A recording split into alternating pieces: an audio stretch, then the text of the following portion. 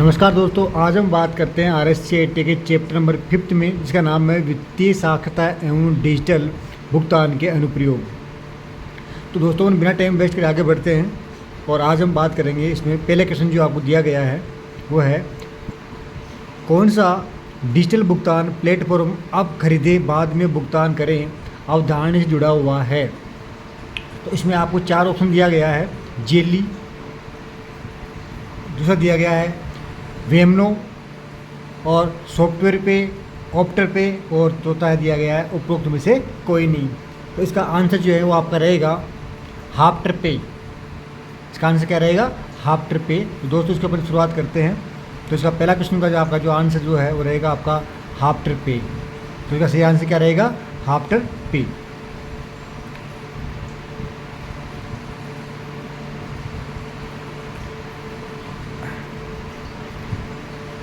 इसका correct answer हो गया हाफ्टर पे। अगला क्वेश्चन दिया गया है वो है आपका, मोबाइल भुगतान में टोकनाइजेशन शब्द का क्या अर्थ है? मोबाइल भुगतान में टोकनाइजेशन शब्द का क्या अर्थ दिया गया है? तो इसका आपका आंसर क्या रहेगा?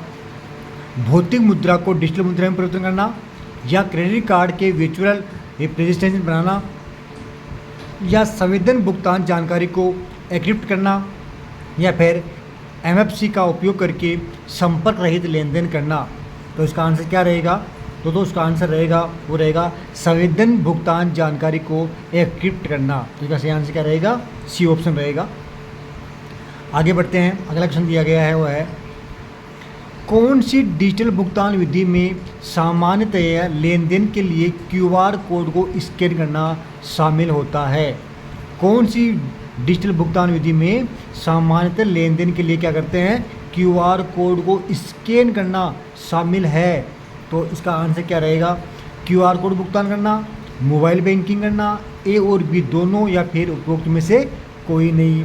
तो इसका आंसर रहेगा QR कोड को भुगतान करना। इसका आंसर क्या रहेगा? QR कोड को भुगतान करना। अगला क्वेश्चन दिया गया है वो है आपका, मोबाइल भुगतान के संदर्भ में संपर्क रहित भुगतान शब्द का अर्थ क्या है? मोबाइल डिवाइस का उपयोग किए बिना भुगतान करना, भुगतान टर्मिनल के साथ भौतिक संपर्क के बिना करना, या मोबाइल ऐप में संपर्क सूची के माध्यम से भुगतान करना, या फिर ब्लूटूथ तकनीक का उपयोग करके पैसे ट्रांसफ़र करना। तो इसका आंसर क्या रहेगा? इसका करेक्ट आंसर जो है वो रहेगा भुगतान टर्मिनल के साथ भौतिक संपर्क के बिना करना। अगला क्वेश्चन दिया गया है वो है आपका, निम्न में से कौन सा ऑनलाइन बैंकिंग से जुड़ा संभावित जोखिम है? निम्नलिखित में से कौन सा ऑनलाइन बैंकिंग से जुड़ा संभावित जोखिम होता है? इसमें दिया गया है फिशिंग अटैक्स, कम सुविधा, कम ब्याज दर, या फिर सीमित पहुंच। तो इसका आंसर क्या रहेगा? Phishing attacks. हमने आपको पहले पढ़ाया भी है इसके बारे में और बताया भी है। इसका जो है फिशिंग अटैक्स जो है वो आपका ऑनलाइन बैंक से जुड़ा हुआ संभावित क्या होता है? जोखिम होता है। अगला क्वेश्चन दिया गया वो है, RTGS में धन का कम प्रोसेस होता है। RTGS में क्या होता है? धन का कम प्रोसेस होता है। तो इसका आंसर जो है वो क्या होता है? इसका करेक्ट आंसर जो है वो क्या रहेगा? आपके घंटे भर में, दैनिक में, या फिर तुरंत व्यक्तिगत रूप से, या साप्ताहिक। देखो RTGS करते हैं अपन, इसमें क्या होता है? कस्टमर के खाते में जो पैसा ट्रांसफ़र करते हैं, तो एक तो करते हैं अपन RTGS और एक करते हैं अपन NFT। क्या करते हैं अपन? एक करते हैं NFT। तो RTGS के माध्यम से क्या होता है? आप जो पैसा ट्रांसफ़र करते हैं उसमें क्या होता है? तुरंत कस्टमर के खाते में पैसा ट्रांसफ़र हो जाता है। अगला क्वेश्चन दिया गया है वो है, निम्न में से कौन सा सरकार द्वारा समर्थित डिजिटल भुगतान भारत में शुरू किया गया था ताकि नकदी रहित लेन देन को बढ़ावा मिल सके? तो इसके लिए क्या किया गया था? वो देखो, एप्पल पे, बिल्कुल एप्पल पे के माध्यम से भुगतान करना चालू कर दिया गया। एल पे, ये भी सही था। विचेट पे, ये भी सही था। यूनिफाइड पेमेंट इंटरफेस, तो इसका जो सही आंसर था वो रहेगा आपके सामने यूनिफाइड इंटरफेस पेमेंट इंटरफेस के द्वारा चालू किया गया था। अगला क्वेश्चन दिया गया है वो है आपके सामने, मोबाइल भुगतान में मोबाइल POS की क्या भूमिका है? मोबाइल फ़ोन सेटिंग प्रबंधित करना, मोबाइल ऐप डेवलपमेंट प्लेटफॉर्म करना, भौतिक दुकानों पर भुगतान करने के लिए, या फिर मोबाइल नेटवर्क प्रदाता का ग्राहक सेवा के। तो इसका करेक्ट आंसर जो है वो रहेगा भौतिक दुकानों पर भुगतान करने के लिए। अगला क्वेश्चन दिया गया है वो है आपके सामने, निम्न में से कौन सा एक P2P डिजिटल प्लेटफॉर्म का उदाहरण दिया गया है? गूगल, वेनमो, पेपल या फिर उपरोक्त में से कोई नहीं। तो इसका जो करेक्ट आंसर वो रहेगा वेनमो। अगला क्वेश्चन दिया गया है वो है आपके सामने, किस प्रकार की ऑनलाइन बैंकिंग सेवा उपयोगकर्ताओं को उनके मोबाइल डिवाइस के साथ चित्र खींचकर चेक जमा कराने की अनुमति देता है? तो इसमें दिया गया है mobile banking, internet banking, virtual banking या फिर ई कॉमर्स बैंकिंग। तो सही आंसर क्या रहेगा वो है मोबाइल बैंकिंग। इसका करेक्ट आंसर जो है वो रहेगा आपके सामने ए ऑप्शन, मोबाइल बैंकिंग। अगला क्वेश्चन दिया गया है वो आपके सामने, इंटरनेट बैंकिंग सुविधा को कहा जाता है? इंटरनेट बैंकिंग सुविधा को अपन क्या कहते हैं? ऑनलाइन SBI, नेट बैंकिंग या फिर ईपे या फिर SBI कनेक्ट। देखो इंटरनेट बैंकिंग जो अपन यूज़ करते हैं, चाहे वो कंप्यूटर यूज़ करें या फिर आप मोबाइल ऐप से यूज़ करें, उसको अपन क्या कहते हैं? उसको बोलते हैं नेट बैंकिंग। नेट बैंकिंग का उपयोग जो है वो आप कंप्यूटर के माध्यम से भी कर सकते हैं, लैपटॉप तो लैपटॉप के माध्यम से कर सकते हैं, और आपके पास अगर एंड्रॉयड मोबाइल फ़ोन है तो उसके माध्यम से आप नेट बैंकिंग का यूज कर सकते हैं। अगला क्वेश्चन दिया गया है वो है, ऑनलाइन बैंकिंग में वर्चुअल कार्ड का उद्देश्य क्या होता है?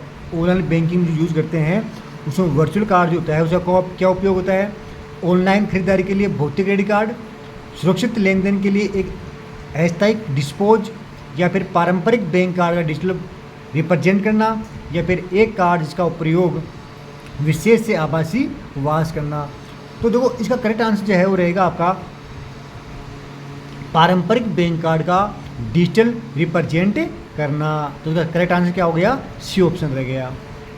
आगे बढ़ते हैं अपन, आगे बात करें तो अगला क्वेश्चन जो है वो आपको दिया गया है RTGS। जो अगला क्वेश्चन जो है वो आपको दिया गया है वो है आपका RTGS। RTGS प्रमुख निम्नलिखित रेंज में राशि के हस्तांतरण के लिए क्या करता है? उपयोग करता है। तो इसका उपयोग जो है वो क्या रहेगा? छोटे लेन देन से 10,000 तक, या फिर 2 लाख से ऊपर बड़े लेन देन के लिए, या फिर राशि के आधार पर सभी लेन देन, या फिर 10,000 और 1 लाख के बीच माध्यम लेन देन करने के लिए। तो इसका करेक्ट आंसर जो है वो रहेगा आपका 20 लाख से ऊपर बड़े लेन देन करने के लिए, बी ऑप्शन। आगे बात करते हैं अपन अगला क्वेश्चन के लिए, वो है ऑनलाइन बैंकिंग के संदर्भ में फिशिंग अटैक का मुख्य उद्देश्य क्या है? ऑनलाइन बैंकिंग के संदर्भ में फिशिंग अटैक जो है वो क्या काम आता है? तो उसके लिए देखिए दिया गया है, फिजिकल बैंक कार्ड चुराना, वित्तीय सलाह प्रदान करना, या फिर ऑनलाइन बैंकिंग सुविधाओं को बढ़ावा देना, या फिर उपयोगकर्ताओं की खाता जानकारी को अनधिकृत करना।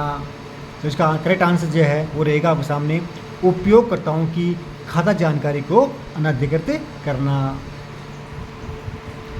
अगला क्वेश्चन जो है वो आपको दिया गया है, NEFT लेन देन के बारे में निम्नलिखित में क्या सही है?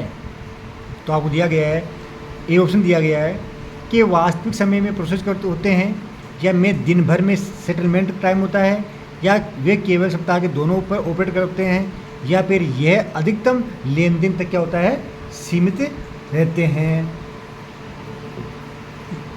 तो इसका करेक्ट आंसर जो है वो क्या रहेगा? ये क्या करता है? में दिन भर में सेटलमेंट टाइम में होता है, यानी कि क्या होता है? NEFT अपन जब खाते में ट्रांसफ़र करते हैं किसी कस्टमर के, वो क्या होता है? 24 घंटे में खाते में ट्रांसफ़र हो जाता है। अगला क्वेश्चन जो है वो दिया गया है आपके सामने, वो है डिजिटल भुगतान के संदर्भ में NFG का मतलब क्या होता है? National foundation corporation, near field communication, network file control या फिर नॉन फंगिबल करेंसी। तो इसका करेक्ट आंसर जो रहेगा नियर फील्ड कम्युनिकेशन। अगला क्वेश्चन दिया गया आपके सामने वो है ऑनलाइन लेन देन में एक पेमेंट गेटवे का प्रमुख उद्देश्य क्या होता है। आप किसी को ऑनलाइन पेमेंट करते हैं तो उसमें पेमेंट गेटवे का मुख्य उद्देश्य जो है वो क्या होता है। डिजिटल रसीद संग्रहण करना, बैंकों के बीच संवाद को सुविधाजनक बनाना, प्रमोशन ईमेल भेजना या फिर डिजिटल मुद्रा को भौतिक नकद में परिवर्तन करना। तो इसका करेक्ट आंसर जो है वो रहेगा आपके सामने डिजिटल रसीद संग्रहण करना। अगला ऑप्शन जो है वो आपको दिया गया है वो आपके सामने है ऑनलाइन क्रेडिट कार्ड लेन देन में सीवीवी का उद्देश्य क्या है। कार्ड धारक का नाम, कार्ड बैलेंस की जानकारी, प्रमाणीकरण के लिए सुरक्षा कोड या फिर कार्ड समाप्ति की तिथि। तो इसका करेक्ट आंसर जो है वो रहेगा प्रमाणीकरण के लिए सुरक्षा कोड। देखो ऑनलाइन क्रेडिट कार्ड जो है उसमें जो 3 अंकों का जो सीवीवी होता है वो आपके प्रमाणीकरण के लिए क्या होता है, एक सुरक्षा कोड होता है। अगला क्वेश्चन जो आपके सामने दिया गया है वो है कौन सी डिजिटल भुगतान विधि अंतर्राष्ट्रीय मनी ट्रांसफ़र के लिए डिजाइन की गई है और इसे इसके क्रिप्टो करेंसी विशेषता के लिए जाना जाता है। पेपर, अलीपे, बिटकॉइन या फिर वेस्टर्न यूनियन। तो इसका करेक्ट आंसर जो है वो रहेगा आपके वेस्टर्न यूनियन। अगला क्वेश्चन आपको दिया गया है वो है ऑनलाइन भुगतान में डिजिटल वॉलेट का प्रमुख उद्देश्य जो है वो क्या है। भौतिक नकद संग्रहण करना, स्टॉक मार्केट में ट्रेड को ट्रैक करना, डिजिटल भुगतान जानकारी को संग्रहित और प्रबंधन करना या फिर उपरोक्त में से कोई नहीं। इसका करेक्ट आंसर जो रहेगा डिजिटल भुगतान जानकारी को संग्रहित और प्रबंधन करना। अगला क्वेश्चन जो है वो आपको दिया गया है वो है ऑनलाइन बैंकिंग में ट्रांजैक्शन पासवर्ड का क्या अर्थ है। विशिष्ट लेन देन की पुष्टि करना, भूले गए पासवर्ड को पुनः प्राप्त करना, खाता सेटिंग बदलना, ऑनलाइन बैंकिंग पोर्टल में लॉगिन करना। तो करेक्ट आंसर जो रहेगा विशिष्ट लेन देन की पुष्टि करना। अगला क्वेश्चन जो है आपको सामने दिया गया है वो है कोर बैंकिंग के अंतर्गत सीडीसी का अर्थ क्या होता है। तो सीडीसी का अर्थ जो होता है वो होता है सेंट्रल डाटा सेंटर। क्या आंसर होगा इसका, सेंट्रल डाटा सेंटर। अगला क्वेश्चन दिया गया है वो है आपके सामने आईएमपीएस को इसके हेतु जाना जाता है। आईएमपी जानते हो क्या होता है, वास्तविक समय और तत्काल धन ट्रांसफर करना, लेन देन के बीच प्रक्रिया करना, साप्ताहिक लेन देन सीमा करना या फिर डिफर्ड सेटलमेंट प्रक्रिया को अपनाना। तो इसका जो करेक्ट आंसर वो रहेगा, देखो आईएमपीएस करते हैं मनी ट्रांसफर। अपन तुरंत खाते जो किसी कस्टमर के खाते में अगर तुरंत पैसा भेजना हो तो हम क्या करते हैं, आईएमपीएस करते हैं, यानी इसका वास्तविक समय और तत्काल धन ट्रांसफर होता है। तो इसका करेक्ट आंसर क्या हो जाएगा, ए ऑप्शन हो जाएगा। अगला क्वेश्चन दिया गया आपके सामने वो है निम्न में से कौन सा एक सामान्य सुरक्षा सुविधा है जो ऑनलाइन बैंकिंग में उपयोगकर्ताओं की पहचान की पुष्टि के लिए किया जाता है। तो इसका करेक्ट आंसर क्या है, सोशल मीडिया लॉगिन करना, इमोजी प्रमाणीकरण करना, कैप्चा करना या फिर उपरोक्त में से कोई नहीं। देखो इसके सामने लास्ट में आपको एक कैप्चा डालना पड़ता है। तो करेक्ट आंसर क्या रहेगा, सी ऑप्शन रहेगा। अगला क्वेश्चन आपको दिया गया है वो है एप्पल पे और गूगल पे जैसी मोबाइल भुगतान प्रणाली के पीछे मुख्य तकनीक जो है वो क्या होती है। Near field communication, QR code, Bluetooth या फिर रेडियो फ्रीक्वेंसी आइडेंटिफिकेशन। तो देखो एप्पल पे और गूगल पे जैसी मोबाइल भुगतान प्रणाली के पीछे जो मुख्य तकनीक होती है उसे बोलते हैं अपन नियर फील्ड कम्युनिकेशन। तो उसका करेक्ट आंसर जो है वो क्या हो जाएगा, ये ऑप्शन हो जाएगा नियर फील्ड कम्युनिकेशन। अगला प्रश्न दिया गया है आईएमपीएस का उपयोग किसके लिए होता है। आईएमपीएस जो अपन फंड ट्रांसफर करते हैं पैसा तुरंत कस्टमर खाते में, तो उसका मतलब क्या होता है, निर्धारित धन ट्रांसफर करना, तत्काल और एक बार के लेन देन के लिए, अंतर्राष्ट्रीय मनी ट्रांसफर के लिए या फिर आवर्ती भुगतान के लिए। तो देखो इसका सही आंसर वो रहेगा तत्काल और एक बार के लेन देन के लिए किया जाता है आईएमपीएस। अगला क्वेश्चन दिया गया है वो है इलेक्ट्रॉनिक फंड ट्रांसफर के संदर्भ में एनईएफटी का मतलब क्या होता है। इलेक्ट्रॉनिक फंड ट्रांसफर के लिए क्या होता है, एनईएफटी का मतलब क्या होता है, इसे बोलते हैं अपन नेशनल इलेक्ट्रॉनिक फंड ट्रांसफ़र। इसे क्या बोलेंगे अपन, नेशनल इलेक्ट्रॉनिक फंड ट्रांसफ़र। अगला क्वेश्चन दिया गया है वो आपके सामने, ऑनलाइन बैंकिंग में 2 फैक्टर ऑथराइजेशन का प्राथमिक लाभ जो है वो क्या होता है। लेन देन की सीमा को बढ़ना, अनेक सत्यापन वीडियो का उपयोग करके सुरक्षा बढ़ाना, या फिर विशिष्ट बैंकिंग सुविधाओं तक पहुँचे, या फिर उपरोक्त में से कोई नहीं। तो इसका करेक्ट आंसर जो है वो रहेगा अनेक सत्यापन वीडियो का उपयोग करके सुरक्षा बढ़ाना। अगला क्वेश्चन दिया गया है सुरक्षित ऑनलाइन बैंकिंग कनेक्शन के संदर्भ में एसएसएल या टीएलएस का मतलब क्या होता है। तो इसका जो करेक्ट आंसर रहेगा secure socket layer transport layer security, या फिर सिंपल सिक्योर लॉगिन ट्रांसलेक्शन सिस्टम, ए और बी दोनों, या फिर उपरोक्त में से कोई नहीं। तो इसका जो करेक्ट आंसर है, देखो एसएसएल का मतलब क्या होता है, सिक्योर सॉकेट लेयर। एसएसएल का मतलब क्या होता है, सिक्योर सॉकेट लेयर। और टीएलएस का मतलब क्या होता है, ट्रांसपोर्ट लेयर सिक्योरिटी। तो इसका करेक्ट आंसर क्या रह जाएगा, ये हो जाएगा। अगला क्वेश्चन दिया गया है वो है डिजिटल भुगतान के संदर्भ में निम्नलिखित में से कौन सी ब्लॉकचेन तकनीक की विशेषता है। तो इसका जो आंसर जो है वो दो दिया गया है वो सामने, उच्च लेन देन शुल्क, विकेंद्रीकृत और सुरक्षित लेन देन, या फिर सीमित पहुंच, उपरोक्त में से कोई नहीं। तो इसका जो करेक्ट आंसर जो है वो दिया गया है आपके सामने, वो रहेगा बी, विकेंद्रीकृत और सुरक्षित लेन देन। अगला क्वेश्चन दिया गया है वो है मोबाइल भुगतान में उपयोगकर्ताओं के प्रमाणीकरण के लिए सामान्य कौन सा सिक्योरिटी फीचर प्रयोग होता है। तो उसका जो करेक्ट आंसर रहेगा, देखो वन टाइम पासवर्ड, बायोमेट्रिक प्रमाणीकरण और पिन। देखो आज अपन क्या करते हैं मोबाइल भुगतान में, क्या करते हैं, तीनों उपयोग करते हैं। वन टाइम पासवर्ड लगाते हैं अपन उसके लिए, बायोमेट्रिक का उपयोग करते हैं, और पिन भी क्या करते हैं, जनरेट करते हैं। तो इसका सही आंसर जो है क्या रहेगा, उपरोक्त सभी। तो दोस्तों आज के लिए इतना ही काफ़ी है। इस चैप्टर में इस प्रकार के मोस्ट आपके क्वेश्चन हुए। अगर आप हमारे चैनल में पहली बार आए हैं तो आप हमारे चैनल को सब्सक्राइब जरूर करें और बेल आइकन को प्रेस करें, ताकि आने वाली वीडियो जो है आपको मिलते रहे, और आपके आरएसएट के आइलैंड जो क्वेश्चन दिए गए हैं उनको आराम से पूरे आप सही कर सको। तो आज के लिए इतना ही रहेगा, धन्यवाद।